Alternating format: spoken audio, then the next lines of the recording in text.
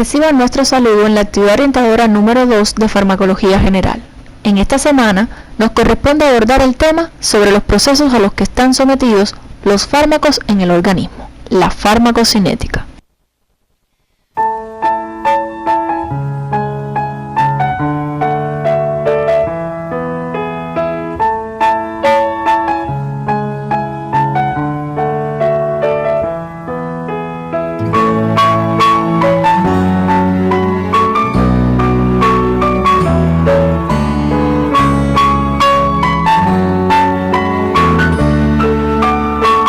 Al finalizar la actividad, serán capaces de describir los aspectos más relevantes de los procesos de absorción, distribución, metabolismo y excreción de los medicamentos.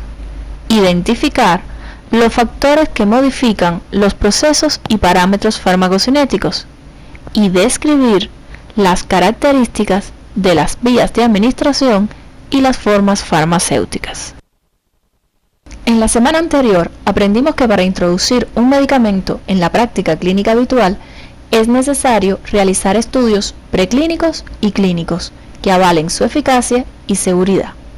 Conocimos que para considerar válidos los resultados de un ensayo clínico, este debe cumplir con 4 pilares básicos: comparación concurrente, asignación aleatoria, enmascaramiento y objetividad de la observación. El médico debe conocer los procesos a los que están sometidos los fármacos en el organismo. Estos determinan la velocidad de inicio de acción de un fármaco, la intensidad y la duración de su efecto. Estos procesos son la absorción, que es el paso del medicamento desde su sitio de administración hacia el plasma. La distribución, que es el proceso mediante el cual el fármaco puede dejar de forma reversible el torrente sanguíneo para distribuirse en los líquidos intersticiales e intracelulares. En órganos como el hígado, riñón u otros, el fármaco puede transformarse en una sustancia más polar, más hidrosoluble, es el metabolismo. Por último, ocurre la excreción, cuando el fármaco y sus metabolitos se eliminan del organismo a través de diferentes vías como la orina, heces o la bilis. En todos estos procesos, el fármaco está atravesando membranas, movimiento conocido como biotransporte, y que se realiza por diferentes mecanismos. Para profundizar en los mecanismos de transporte, te remitimos a que revises tu libro de texto básico. La absorción de los medicamentos, independientemente de la vía de administración, se ve afectada por diferentes factores como la velocidad de disolución, que determina que una forma líquida se absorba más rápido que una forma sólida. A mayor concentración del fármaco, la absorción será mayor. El pH del medio influye en la absorción de los medicamentos, como las sales de hierro, que lo hacen mejor cuando este es ácido. La mayor vascularización del sitio de absorción determina una rápida absorción del medicamento, como sucede con la vía sublingual. A mayor superficie, mayor absorción, como ocurre en los alvéolos y en la mucosa del intestino delgado. Por último, la asociación con fármacos que modifiquen el pH, la circulación en el sitio de absorción o la motilidad del tracto gastrointestinal puede también afectar la absorción. La vía oral de administración de los medicamentos es la que con mayor frecuencia utilizamos, por lo que consideramos importante exponer los factores que condicionan la absorción por esta vía. Por ejemplo, algunos medicamentos como la metoclopramida pueden acelerar el vaciamiento gástrico e influir en la absorción. Enfermedades como el hipotiroidismo o fármacos pueden enlentecer el tránsito intestinal y afectarla también. En la insuficiencia cardíaca se reduce el flujo sanguíneo esplácnico y se afecta la absorción. La velocidad de disolución depende del tamaño de la partícula y de la forma farmacéutica, y como señalamos previamente, este factor condiciona la absorción. Características físico-químicas como la polaridad, la naturaleza proteica o el pH también influyen en la absorción oral, como sucede con los aminoglucósidos o las tetraciclinas. Se conoce como biodisponibilidad a la fracción del fármaco administrado que accede a la circulación sistémica. La misma puede ser menor si se afecta la absorción o si ocurre el efecto del primer paso, que se produce cuando los medicamentos sufren reacciones de inactivación inicial a su paso por la mucosa intestinal y el hígado. De esta forma, se reduce la cantidad de medicamento que llega activo a la circulación general. Las vías de administración son las diferentes formas de aplicación de un medicamento en el organismo. Para la selección de las mismas, es necesario tener en cuenta el estado del paciente, el efecto terapéutico deseado y las características físico-químicas del medicamento. Así tenemos a la vía entérica, que incluye la vía oral, que es la más utilizada, es con frecuencia el sitio de mayor capacidad de absorción, aunque el efecto no aparece rápidamente. La vía sublingual, que consiste en la administración del medicamento debajo de la lengua, permite la rápida absorción de medicamentos liposolubles y además se evita el efecto del primer paso. La vía rectal, que se puede utilizar para ejercer una acción local, sistémica o para provocar la evacuación del colon. Se evita parcialmente el efecto del primer paso, pero puede resultar molesta para algunos pacientes y la absorción es irregular e incompleta. La vía parenteral consiste en la inyección de medicamentos en los tejidos o líquidos corporales. Incluye la vía endovenosa, en la que el medicamento se introduce directamente en la circulación y su efecto aparece de forma inmediata, lo que la convierte en la elección en las urgencias. La vía intramuscular, que permite la administración de soluciones, suspensiones y emulsiones en el tejido muscular. Es muy utilizada también la vía subcutánea, que consiste en la inyección del medicamento en el tejido celular subcutáneo y permite la administración de suspensiones y microcristales. Clasificadas dentro de la vía parenteral, también se utilizan la intradérmica, la intraarterial, intratecal, epidural, intraarticular e intraperitoneal, sobre las que puedes profundizar cuando revises tu libro de texto básico. La vía inhalatoria es la administración de un fármaco en forma de gas, polvo o líquido vehiculizado por el aire inspirado, con el fin de obtener un efecto local en el árbol bronquial como el de los broncodilatadores o sistémico después de su absorción, como sucede con los gases anestésicos. La administración de principios activos por la piel para ejercer una acción sistémica es la vía percutánea, para la cual se han diseñado sistemas transdérmicos que garantizan la absorción a una velocidad programada durante un periodo de tiempo determinado. La vía tópica consiste en la administración directa de los medicamentos a través de la piel y mucosas de orificios naturales, excepto los del tubo digestivo. A diferencia de la percutánea, el objetivo es obtener un efecto local después de la administración. Pueden aplicarse altas concentraciones del fármaco en la lesión, pero no siempre se alcanzan las concentraciones requeridas en las capas más profundas de la piel, siendo necesaria la utilización simultánea de otra vía para lograr el efecto sistémico. Las formas farmacéuticas son las formas en las que se puede administrar un medicamento en el organismo. Pueden ser sólidas, líquidas y gaseosas, y guardan correspondencia con la vía de administración. Para la administración oral, los medicamentos pueden presentarse en forma de jarabe, elixir, suspensiones o gotas. En el caso de la fitoterapia, se pueden utilizar formas específicas como la infusión, la decocción y las tinturas. En cuanto a las formas sólidas, se destacan los comprimidos, las cápsulas, los granulados y los polvos. Para la administración de medicamentos liposolubles por vía sublingual, se pueden emplear gotas, comprimidos y aerosoles. Los supositorios constituyen la forma farmacéutica más conocida para la vía rectal, en la que también se utilizan las pomadas, soluciones y dispersiones rectales.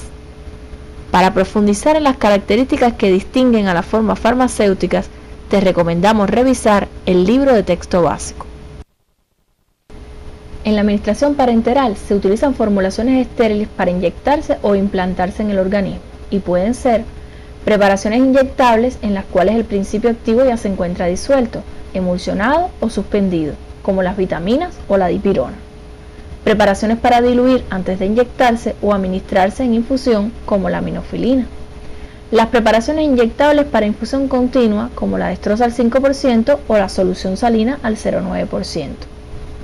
Polvo para preparaciones extemporáneas, a las que se les debe añadir un volumen de líquido determinado, hidrocortisona o penicilina G.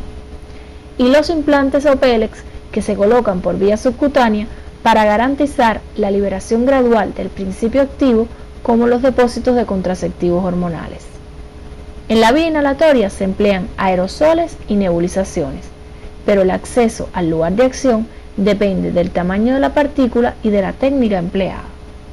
Los sistemas transdérmicos utilizados en la vía percutánea son los parches y la iontoforesis. Ambos permiten la liberación continua del fármaco desde el sitio de administración. Para profundizar en las características que distinguen a las formas farmacéuticas, te recomendamos revisar el libro de texto básico. Diversas son las formas farmacéuticas que se emplean para administrar los medicamentos por la vía tópica, entre las que se encuentran los colirios, que son soluciones isotónicas para ser instiladas en los ojos, las gotas óticas y nasales, lociones para aplicar sobre la piel, linimentos y tinturas. También se emplean formas sólidas como las cremas, pomadas y pastas, que debes distinguir pues tienen indicaciones diferentes según las características de la lesión. Por último, para la administración de medicamentos a través de la vagina se emplean los óvulos y tabletas vaginales. Será necesario que profundices en las características que distinguen a las formas farmacéuticas, para lo que te recomendamos revisar el libro de texto básico. La distribución es el proceso mediante el cual el fármaco puede dejar de forma reversible el torrente sanguíneo para distribuirse en los líquidos intersticiales e intracelulares. Los fármacos pueden hallarse en la circulación en forma libre, que es la farmacológicamente activa, o unidos a proteínas plasmáticas. Ambas se encuentran en equilibrio. Los medicamentos tienen diferente afinidad por las proteínas plasmáticas, lo que determina que un fármaco pueda ser desplazado de su sitio de unión por otro que posea mayor afinidad. Aumenta entonces la forma libre del desplazado y secundariamente sus efectos en el organismo. El volumen de distribución se concibe como el volumen de fluido al cual accede un fármaco teniendo en cuenta la dosis y la concentración plasmática en un momento determinado. El valor óptimo depende de los objetivos que se pretenden alcanzar. El valor del agua intercambiable en el organismo es de 0,6 litros por kilogramo de peso y se toma como referencia. Un volumen de distribución como el de la claritromicina de 2,6 litros por kilogramo de peso significa que la concentración del mismo en los tejidos será alta y baja en el plasma, lo que se corresponde con los fármacos liposolubles. La cetiricina es un antihistamínico que posee un volumen de distribución de 0,4 litros por kilogramo de peso, lo que significa que su concentración en los tejidos es baja y alta en el plasma, característico de los fármacos hidrosolubles. Cuando el volumen de distribución se superpone al valor del volumen plasmático, que es de 0,1 litro por kilogramo de peso, como sucede con el piroxicam, lo podemos interpretar como un fármaco que se une de manera considerable a las proteínas plasmáticas y su transferencia a los tejidos está restringida. Mediante el metabolismo, los fármacos se transforman en sustancias más polares y más hidrosolubles para poder ser eliminadas del organismo. Esto ocurre fundamentalmente en el hígado a través de reacciones de fase 1, como la oxidación, reducción e hidrólisis, que pueden aumentar, disminuir o dejar sin cambios la actividad farmacológica de una sustancia, y reacciones de fase 2 como la conjugación. Durante las reacciones de fase 1, el medicamento se hace más hidrosoluble, pero no siempre excretable o inactivo. Debido a esto, muchos fármacos pasan después a la fase 2, como el ejemplo del ácido acetil salicílico que se conjuga con el ácido glucurónido para poder ser eliminado. La biotransformación o metabolismo de los medicamentos varía con la edad. En los recién nacidos, la capacidad metabolizadora está disminuida por inmadurez enzimática, mientras que en el anciano la biotransformación es más lenta por disminución del flujo sanguíneo hepático. Las velocidades con las cuales las personas metabolizan son variables y esta variabilidad tiene una fuerte base genética. De esta manera existen acetiladores rápidos y lentos para fármacos como la isoniazida. Estos últimos son más propensos a padecer reacciones adversas por incremento de las concentraciones plasmáticas del medicamento. El incremento de la actividad enzimática se conoce como inducción. Un fármaco puede inducir su propio metabolismo, como lo hace el fenobarbital, o influenciar el metabolismo de otros. La inhibición enzimática se traduce en una disminución del metabolismo. Por ejemplo, la eritromicina inhibe el metabolismo de la carbamazepina, con el consiguiente aumento de su concentración plasmática y la aparición de reacciones adversas. La excreción es el proceso mediante el cual un fármaco o un metabolito se elimina del organismo sin que se modifique más su estructura química. Los medicamentos son eliminados del organismo a través de la eliminación hepática y de la excreción renal. Esta última es considerada la principal vía de eliminación, pero existen otras como la bilis, la saliva, el sudor, las lágrimas y la leche materna. Los mecanismos de la excreción renal son tres: filtración glomerular, secreción activa y reabsorción tubular pasiva. El conocimiento de las vías de excreción puede ser importante para tratar enfermedades como la sepsis biliar con medicamentos que se eliminen preferentemente por la bilis, la sepsis urinaria con medicamentos que se eliminen de forma activa por vía renal o realizar ajustes de dosis en casos de insuficiencia hepática o renal. El tiempo de vida media es el tiempo que tarda la concentración del fármaco en caer a la mitad de su valor inicial. Es directamente proporcional al volumen de distribución e inversamente proporcional al aclaramiento del fármaco. Además, la vida media es útil para calcular el tiempo que permanece el fármaco en el organismo y de esta forma establecer la frecuencia de su administración. Los fármacos eliminados a la luz intestinal en forma activa a través de la bilis pueden reabsorberse pasivamente en el intestino a favor de un gradiente de concentración. Estos procesos dan origen a una circulación enterohepática, lo que retrasa la caída de las concentraciones plasmáticas y prolonga la duración del efecto. Al finalizar la actividad, podemos arribar a las siguientes conclusiones. Los fármacos en el organismo sufren 4 procesos: absorción, distribución, metabolismo y excreción, los que determinan con qué frecuencia, en qué forma y durante cuánto tiempo se administran los medicamentos.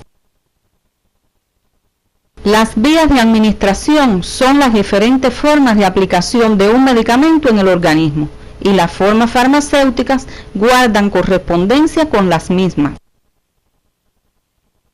La biodisponibilidad, el volumen de distribución y el tiempo de vida media son parámetros farmacocinéticos que se deben tener en cuenta en el momento de la prescripción. El metabolismo de los fármacos puede ser modificado por diversos factores. Por su importancia clínica, el médico debe considerar las vías de excreción de los medicamentos. Este tema lo puedes revisar en el libro de texto básico de la asignatura Farmacología General. Como bibliografía complementaria te recomendamos el texto Velázquez, Farmacología Básica y Clínica. No olvides revisar otros materiales que se orientan en la guía de estudio del tema y se encuentran en el CD de la asignatura. Para entender cómo actúan los fármacos en el organismo, el médico debe saber que la mayoría de los medicamentos lo hacen a través de la unión con un receptor. En la próxima actividad orientadora abordaremos los pasos de la neurotransmisión adrenérgica y colinérgica, las características de la interacción fármaco-receptor y la importancia clínica de su conocimiento.